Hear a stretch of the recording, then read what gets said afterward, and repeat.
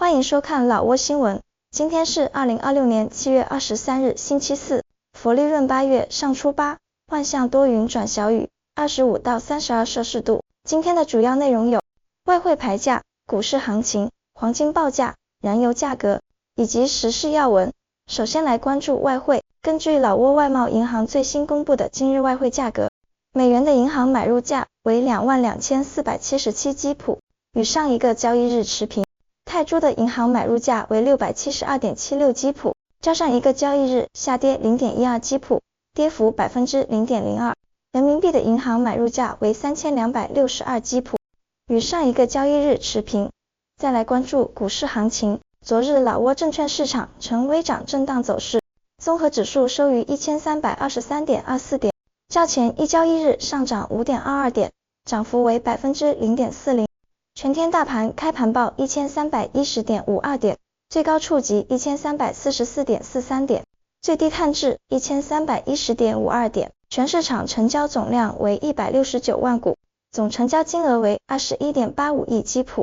个股表现方面，市场整体呈现多空博弈、涨跌互现的格局。外贸银行表现强劲，收盘上涨130基普，报2690基普，成交量达 42.05 万股。老挝农业上涨20基普，收报1290基普。老挝电力下跌20基普，收报2480基普。老挝石油下跌10基普，收报2340基普。萨万尼下跌30基普。万象中心与联合发展银行均下跌50基普。浦西开发、老挝水泥、马哈腾、东盟租赁及中老证券价格均维持不动，其中中老证券交易活跃，成交量达 105.36 万股，占市场交易量的较大比重。综合来看，在上扬权重大盘股外贸银行的带动下，指数顺利实现小幅上涨，但多数下跌股票仍显现出市场的谨慎心态。接着关注黄金价格。根据老挝黄金银行最新公布的价格，重量为1铢的黄金金条，每根售价是4664万1000基普，较上一次报价下跌10万2000基普，跌幅 0.22%。然后关注今天的万象油价。今天万象市各加油站执行7月22日老挝工贸部公布的燃油价格，柴油每升30880基普，普通汽油每升32740基普。相较于上一次工贸部公布的燃油价格，本轮调价柴油价格上涨2610基普，涨幅 9.23%， 普通汽油价格上涨2830基普，涨幅 9.46%。接下来一起关注时事要闻。1. 总理视察凯山峰威汉市100兆瓦太阳能项目。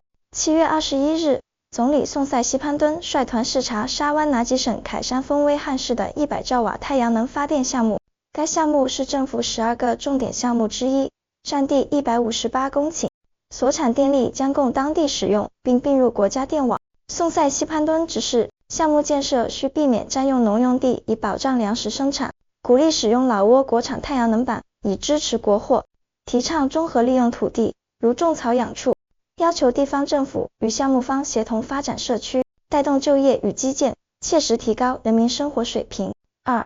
副总理与俄罗斯外长举行双边会晤。7月21日，副总理兼外交部长通沙万·丰威汉在马尼拉出席第59届东盟外长会期间，与俄罗斯外交部长谢尔盖·拉夫罗夫举行双边会晤，双方高度评价常态化会晤机制，回顾了既有合作成果，并一致同意进一步深化经贸、投资、能源、教育、旅游及国防安全等领域的实质性合作。此外，双方还就共同关心的国际和地区问题交换了意见，重申将在区域及国际舞台上紧密配合，并继续推进东盟俄罗斯合作框架的发展。3. 国家主席视察指导万象省工作。7月21日，国家主席通伦西苏里在万荣县视察万象省骨干干部工作。万象省委书记、省人民议会主席普塔努佩塞松巴汇报了上半年经济增长 3.4%。接待游客193万人次等成果。通伦西苏里对工作给予肯定，并指示落实中央及省委决议，中央与地方联合严厉打击非法采矿，严格土地管理，加快治理松河水质，整治不良现象，以保障旅游安全。按规划建设万荣县，将其打造为国际级旅游胜地。期间，通伦西苏里还实地考察了万荣县多个景区。4. 约乌县公开销毁221支火枪及涉案毒品。7月21日，丰沙里省约乌县公安指挥部销毁了非法收缴的221支火枪及一批毒品。约乌县公安指挥部指挥官李潘考等出席。约乌县公安指挥部副指挥官韦考魏塞汇报指出，过去5年中，禁毒部门积极深入基层，开展普法宣传，并整治社会乱象。本次集中销毁的涉案物品包括221支火枪、10台电鱼机、1823粒封药、500克鸦片膏、海洛因、K 粉、电子烟以及卡通叶水等。5. 工贸部举行老挝妇联成立71周年纪念活动。7月22日，老挝工贸部妇联举行老挝妇联成立71周年纪念活动。工贸部办公厅主任布万维拉旺、老挝妇联中央副主席通马佩维塞及工贸部妇联主席马尼旺翁塞等出席。会议回顾了老挝妇联71年来的奋斗历程。布万维拉旺表彰了工贸部女性在履职及社会发展中的贡献，并指示妇联继续加强政治思想教育，提升数字技术与外语能力，扶持女性企业家发展，为工贸事业及经济社会发展贡献力量。6. 万象破获网络诈骗窝点，抓获5名嫌疑人。近日，警察总局刑侦局根据群众举报，在万象市塞瑟塔县红凯村某出租别墅内成功破获一个网络诈骗窝点，抓获犯罪嫌疑人5名，含中国籍4人，老挝籍1人。现场查获4套台式电脑、8台显示屏、1台笔记本电脑及相关设备。目前，警方正依法深入开展案件扩线侦办工作。7. 福特汽车老挝公司举办客户答谢活动。